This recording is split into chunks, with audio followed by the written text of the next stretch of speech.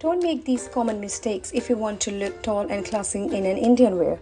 So here I'm wearing simple black kurta with white palazzo and basic neck piece with my hair tied at back. This look is not looking bad, but the main motive is to look more tall and classy. So break in the color will cut the height, and further it will make you look shorter, and it will cover the classy look as well. Instead, check here, I'm wearing monochromatic clothes. I switched the white pants to black safa. Choosing monochromatic look for Indian wear will always look more classy, stylish and appear taller. It's better to have one piece stand out. The single flow of colors help to provide an illusion of elongation. Now let's ditch the neck piece and instead grab a colorful dupatta to complete the look.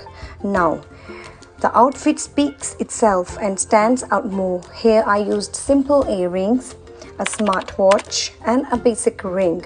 A simple yet stylish look with minimum makeup. So here you can see yourself. Everything is simple yet it does look classy and stylish. Follow and save for later.